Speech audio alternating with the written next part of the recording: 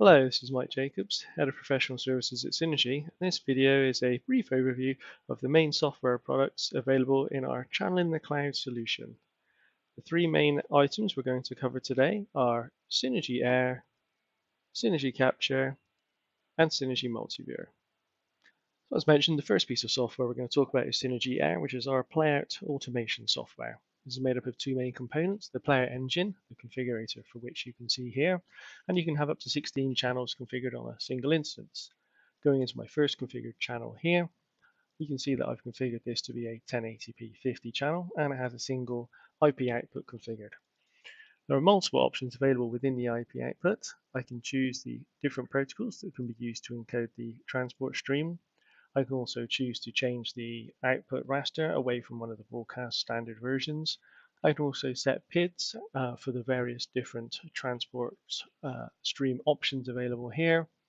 Then I can choose how I wish to have my video encoded from the various options and the bitrate and GOP structures, etc. that I can tweak to suit my needs. Finally, I can choose what audio sources will be added to my stream and the type and bitrate that I wish to use. Going from there, we jump over to our operator interface, which is where we would configure our playlist to use for the channel. So here we can see the current item that is on air, plus the item that's queued up to be next, and the rest of the playlist below. For each of these items in the playlist, I can view them to see if the content is suitable and scrub backwards and forwards through. And if I need to, I can edit those items down to trim elements off the front, or I can trim elements off the end if necessary.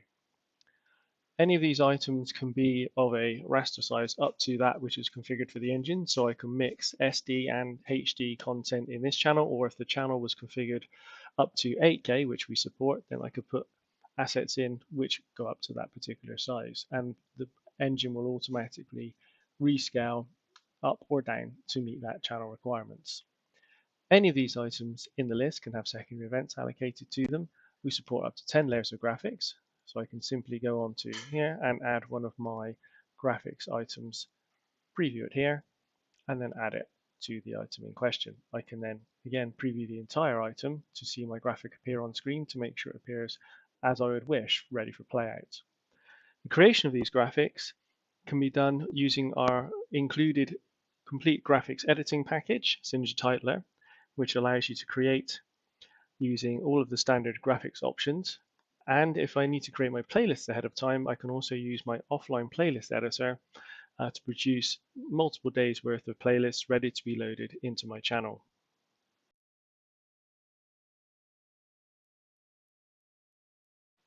Okay, moving on to our second product. This is Cinegy Capture, our recording software, which again is made up of two main elements, the engine and the operator interface. Here we can see the engine configuration utility, where I have a single service created, which is currently pointing at the output of my air engine. Again, we support multiple different inputs. Moving over onto the operator interface. Here again, we can see a preview of the particular engine that I've selected. You can monitor multiple engines within this view, along with some useful statistics regarding machine loading, etc. Over on the right hand side, we have a few more pieces of information. Starting at the top here, we have the capture template section, which basically tells the system how I would like my stream to be recorded. Now, depending on the video format that I select, and we support up to 8K again within this product, I am presented with a selection of media encoders that I would like to use and audio encoders. Once I've selected the ones I wish to use, I can then choose the wrapper which I would like these encoders to be placed into. And again, we have a wide selection available. After this element's been configured, I can then choose to start recording on this engine using this template. And as you can see here, the interface updates to show that, and I get some more useful statistics available in here regarding failures of the stream, how much time I've got left available on my storage for recording, and real-time loading on the machine. And I stop that recording. Moving on down the list, I've got the gang control section, which allows me to start simultaneously multiple engines to allow for redundant recordings. And if I wish, I can also schedule recordings in the future using the scheduling panel, and I can set that using a calendar and time, and I can also set that to recur periodically if I wish.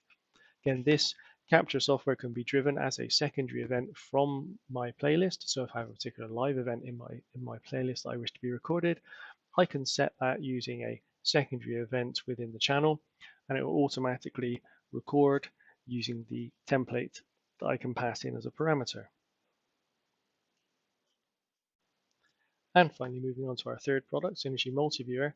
This is our monitoring and alarming product. So this does everything that a normal hardware multiviewer would do, except in software. So here you can see the configuration utility, where I have 4 inputs currently configured in a mosaic layout. However, I can use our designer layout to change that if I wish to a more complicated layout. As you can see here, I can add in various player windows, clocks, CPU monitors, and I can also add images and text boxes, etc. to customize this to suit my needs. Once you've configured the inputs on Multiviewer, you can choose what information you wish to display, as long as what information you wish to analyze. And then you can choose how you would like that to be output. So at the moment I have a window output set up with a particular resolution, but I can also add multiple transport stream outputs, again using RTP, UDP or SRT. And each of these different outputs can also have a separate layout assigned to it if I wish. We now jump over to have a look at the notify plugin settings. This is how I would like to be notified of any alarms which may be triggered on the system. And the alarm settings themselves allow me to monitor all of the standard broadcast type parameters such as video and audio alerts, audio clipping, video black, video still, audio silence, etc. Once you've gone through and finished doing all the configuration of the software, we can jump over to Multiviewer itself. And here you can see my 2-column, 2-row mosaic layout. 3 of the inputs are picking up the output from my air engine, whereas a third is picking up a separate SRT stream being delivered over the internet. As you can see, I've got a few different elements included in each of the player windows, so I can have stream information, audio PPMs, bank information, as well as loudness parameters, and alarming panels, so I can see if any issues are occurring. Okay, that was a very brief overview of the 3 main software products available in our channel in the cloud offer. And one last piece of information before I go is the open.cinegy.com website, where you can find free and open access to all of the manuals for Air, Multiviewer, and Capture, along with all of the other Cinegy products that we make. And this provides a wealth of information covering all of the available features within those products, along with additional posts of information that we have found useful and hints and tips and things like that. Thank you very much for listening.